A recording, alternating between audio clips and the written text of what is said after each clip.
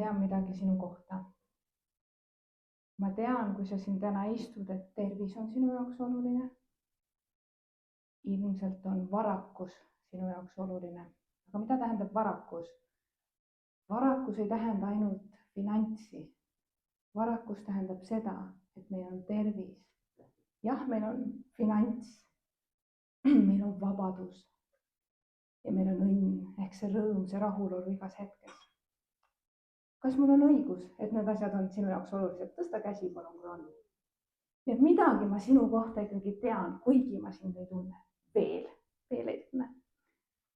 Nii. Aastal 2021, kui ma veetsin viimaseid hetki oma ema seltsis, jagas ta minuga oma võite, kaotusi, kahetsusi, läbikukkumisi. Ta oli veetnud üle 30 aasta, pea 40 aastat oma elust, tehes tööd, ehitades karjääri, mis talle tegelikult ei meeldinud, millest ta enda arust kukkus läbi, ohverdades enda tervise ja see oli kõik see, mida ta kahetses nendel viimastel hetkedel, mida ta ei saanud enam tagasi võtta. Ja tema järeldus oli, et kui ma saan läbi kukkuda või olla õnnetu, tehes seda, mis on turvaline ja mis justkui on väljapoolt öeldud, et see on see õige asi, mida teha, see tee, mida valida elu jooksul nende väliste mõtete poolt. Ja ma kukkusin läbi, siis sama hästi ma oleks võinud ju läbi kukkuda, tehes seda, mida ma armastasin ja tahtsin. Ja ma oleks olnud vaba ja võib-olla õnnelik. Nii. Inimene on ainuke teadaolev loom, kes saab otsustada, millal ta siit ilmast lahkub, tihti alateadlikult. Uuringud näitavad, et 85% infarktidest on valikuline. Ja see aeg, millal need infarktid toimuvad ja inimesed siit ilmast lahkuvad, on esmaspäeva hommikud kella 8 ja 9 vahel. No, kui inimesed on lausa pigem valmis surema ennem kui tööle lähevad, siis tekib küsimus, mille nimel nad siis kõik elada võiksid ja kuidas see kõik võiks olla teisiti. Ja ma usun, et kui sa siin täna istud, ma saan aru, et mu teema tundub sünge, aga kõigel, mis ma siin täna teen, on põhjus. Ja ilmselt oled sa endalt küsinud, kuhu edasi? Sa oled täna siin ja ma sooviksin rääkida 2 osaga sinust täna. Ühe osaga, mida sa tunned ja tead juba väga hästi ja ühe osaga sinust, mida sa oled võib-olla ainult vilksamisi enda sees näinud. Aga ma olen üsna kindel, et kui sa siin täna oled, siis sa oled juba päris paljut elus proovinud. Sa oled lugenud läbi mõne raamatu, sa oled käinud mõnel koolitusel, sa oled öelnud, nüüd aitab, nüüd ma võtan ennast käsile ja teen selle ära. Aga siis võib-olla sa oled mingi aja vastu pidanud. Aga siis on midagi juhtunud ja sa oled loobunud. Võib-olla sa oled enda vastu karm olnud. Nagu kui mu ema, kes siis tundis nii meeletut süütunnet, kohusetunnet, aga see, millest puudu oli armastus enda vastu, kuigi kõigi teiste vastu seda oli nii palju. Ehk et ma usun, et sa tead, et sa oled piisavalt intelligentne, et sul ei ole puudu teadmistest. Kui meil oleks puudu teadmistest, siis me ei oleks siin. Ehk et inimesed teavad, mida teha. Aga nad ometigi ei tee seda. Sest kui kõik teeksid seda, mida nad teavad, siis me oleksime kõik rikkad, vormis, saledad, õnnelikud ja edukad. Mis siis meie teele jalgu jääb? Kui te lubate, siis ma tutvustan teile täna seda, mis teie teele jalgu jääb ja annan pärast kaasa ühe tööriista, mis ajas aina suuremat efekti omab ja Warren Buffett oleks mulle väga uhke praegu, sest et see väike tööriist on nagu liitintress, mis aja jooksul aina päästab ja aitab teil enda teelt eest ära astuda. Kas see kõlab nagu miski, mida te tahaks endale? Seda tööriist on väga tore. Nii. Ja nagu ma ütlesin, siis ma räägin sinuga täna 2 osaga sinust. Ühe selle osaga, mida sa juba tead päris hästi ja ühe selle osaga, mida sa vaid vilksamisi näinud on. See väike osa sinust, mille kohta Elizabeth Browning ütleb vangistatud hiilgus. Me sünnime siia maailma ja on soovitatud küsida endalt 3 küsimust. kes ma olen, miks ma siin olen ja mis sellest kõigest muutub, et ma siin üldse olen. kes sa siis oled? miks sa siin oled? mis sellest kõigest muutub? see väike osa sinust, mida sa võib-olla ainult vilksamisi näinud oled, on see osa, kui sa leidsid ennast midagi tegemas ja sa ütlesid endale, kas see olen päriselt mina? Kas ma teen seda kõike praegu ja ma saangi hakkama? jah, see on see, kes sa päriselt oled. võib-olla mis tihti siis jääb varju, saab unustatud, sest need välised mõtted ja see väline maailm tungib su peale. ja täna siis tutvustame seda osa sinust sinule ja päästame seda. ehk et sinus on nii suur vägi, mida sa ei suuda ettegi kujutada tänasel päeval ja mida kõike see vägi siia ilma suudab luua. ma usun, et sinus on olnud peidus unistused, võib-olla mõned, millest sa oled loobunud ja mõned võib-olla, mille suhtes sa oled mõelnud, et kes olen mina? ma ei saa hakkama. võib-olla sa oled üritanud, läbi kukkunud. ja ma palun,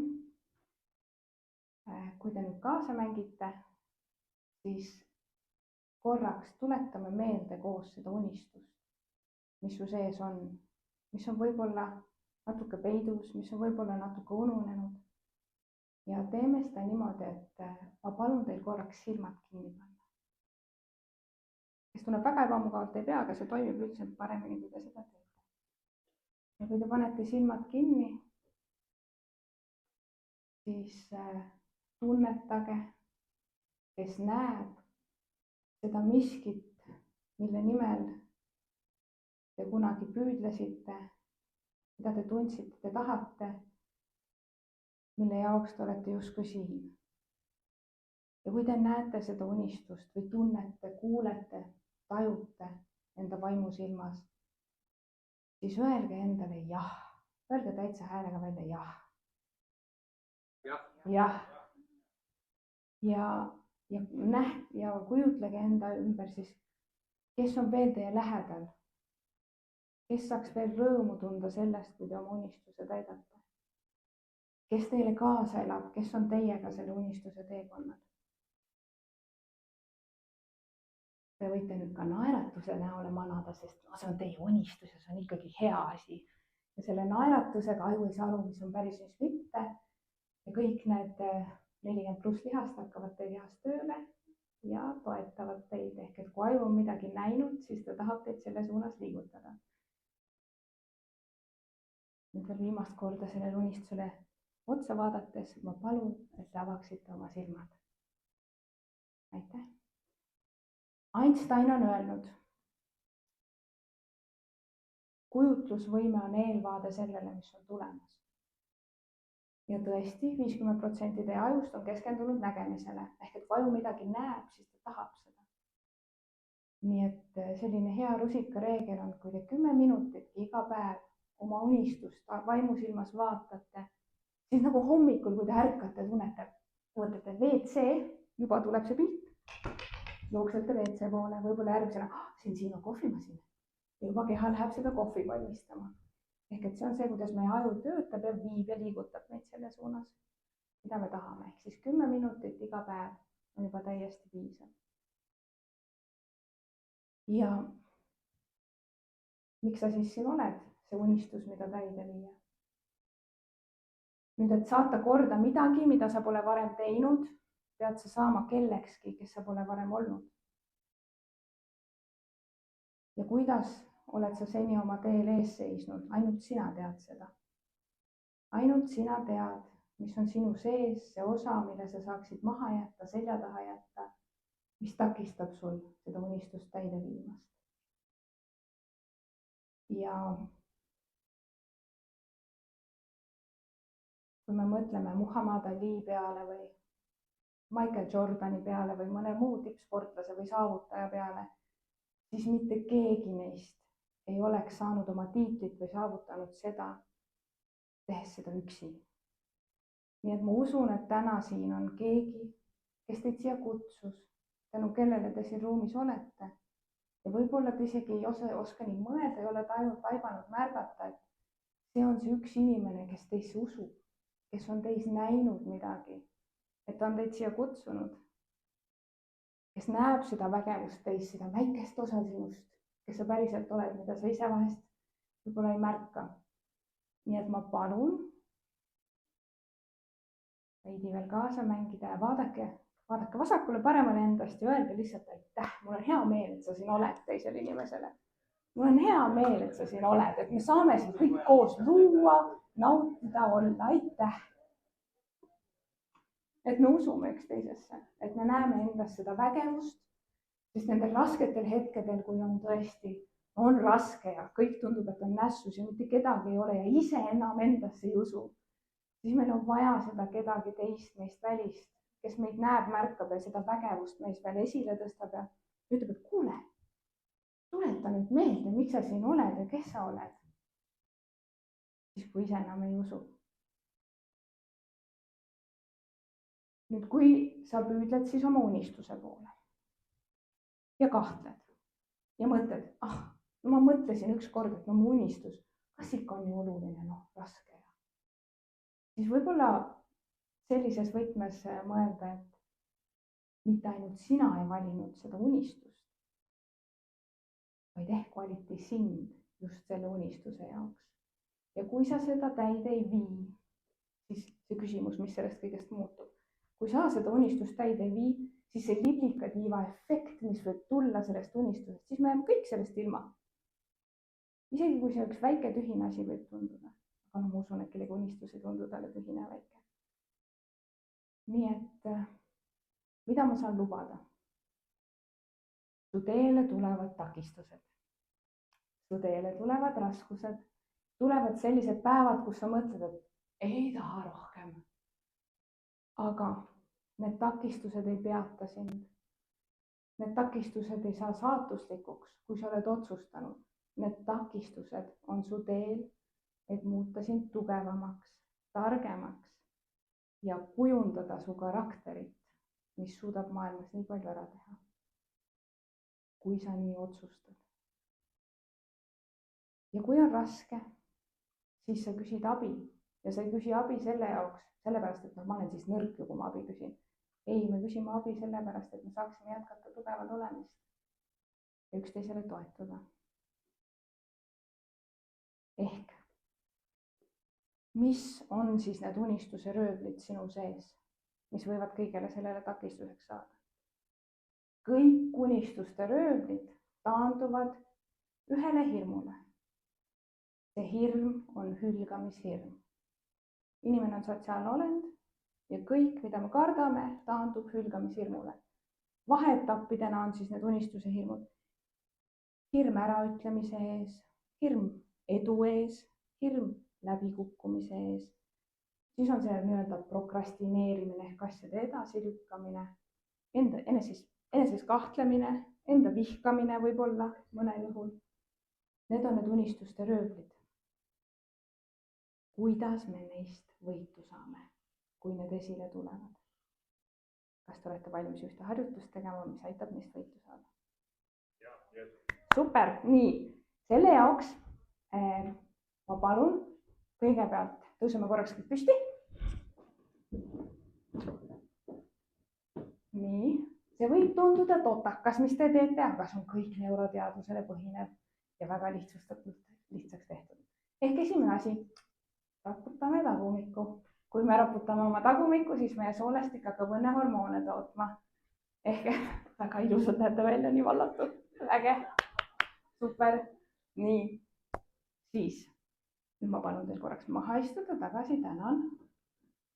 Tänan kaasa mängimast. Ja kujutage nüüd ette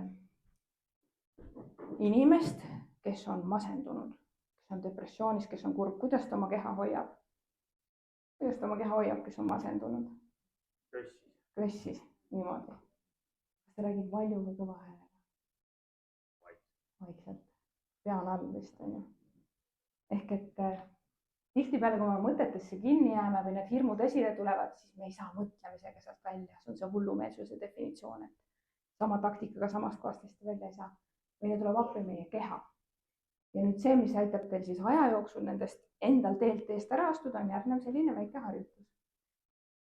ma palun, te võite silmad kinni selleks panna, aga proovige endas leida üles mingi halb tunne, olgu see mingi mälestus minevikust, mingi hirm, et te saate siis sellele ligi.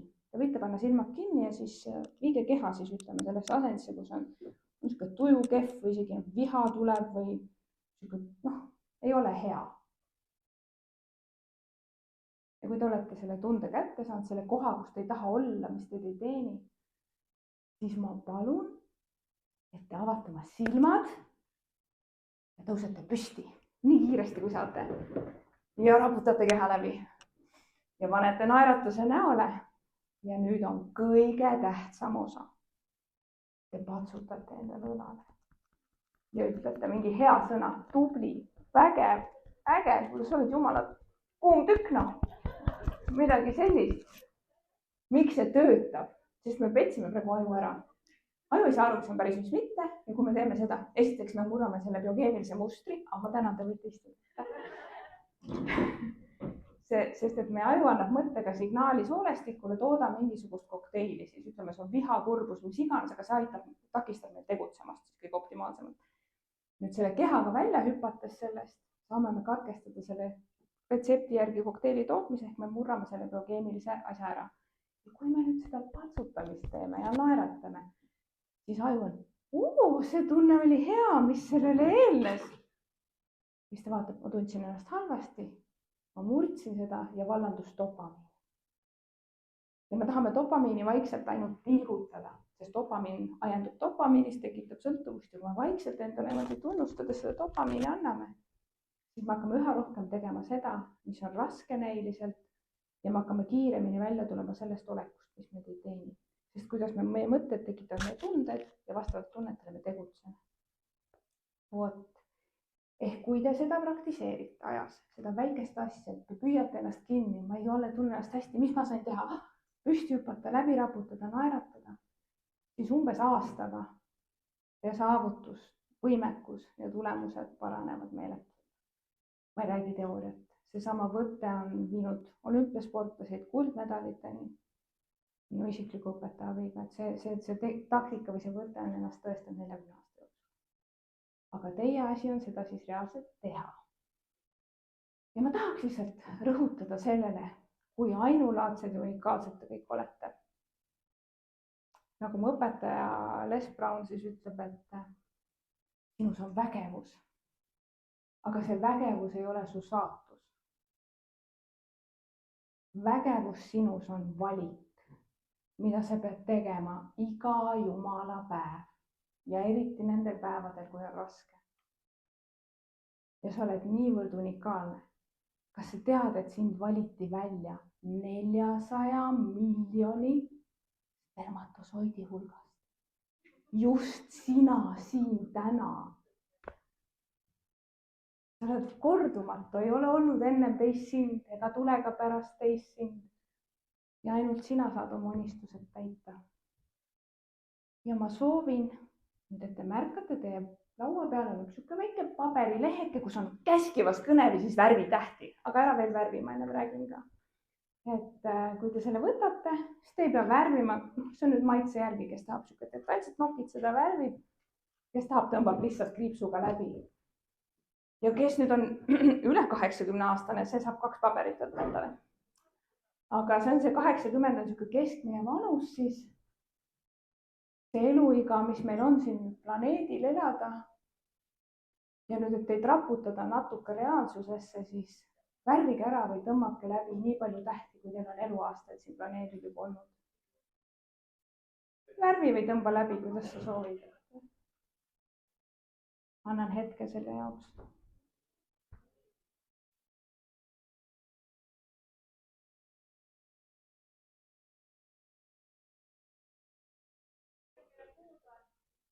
jah, kas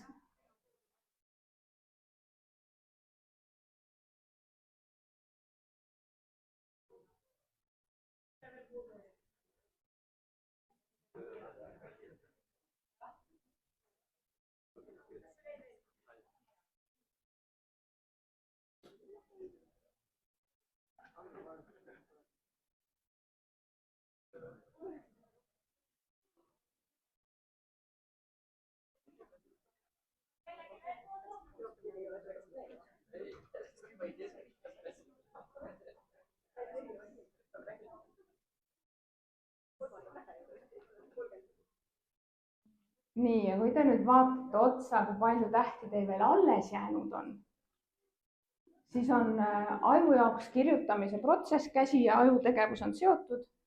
Kirjutage sinna tähtede kõrvale vähemalt üks oma unistus, mida te tahate nende alles jäänud tähtedega veel kogeda siin maailmas või ära teha.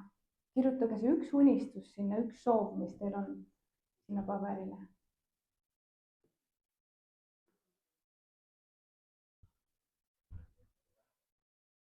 Võib rohkem ka, muidugi. Mida rohkem, seda uhkem, nagu kunagi öeldi. Aga siis sa pead need täide ka viima, vaata.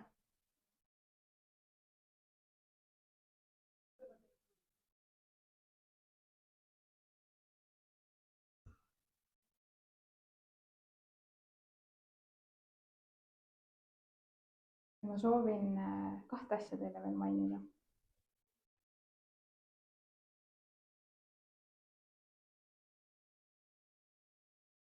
Kui sinus on veel mõnikord kahtlus, kas sa saad oma unistuse täide viia. Ja kui sa kahtled oma vägevuses, siis meenuta ja tuleta meelde, et kindlasti on sinu elus olnud ka olukordi, kus sa oled mõelnud kellegi peale ja see inimene on järsku välja ilmunud. Või ta on helistanud sulle. Või sa oled olnud valgusfoori taga, mis on läinud roheliseks ja siis justkui mingi hääl on öelnud ei, oota. Ja sa mõistsid, et kui sa ei oleks seda vaikset häält enda sees kuulnud, võib-olla mille kohta Urmas Alender ütles hingelind, siis sa ei oleks täna siin. Ehk et see vaikne hääleke, see osa sinust, see vangistatud hiilgus on alati sinuga. Kui sa jääd vaikseks ja kuulatad teda, siis sa tea, et sa oled alati hoitud ja juhitud. Ja mis ma soovin veel viimase asjana öelda, küsida teilt küsimuse. Mis te arvate, mis värvi minu veretesti tulemus oli? 2 aastat juba. Aitäh!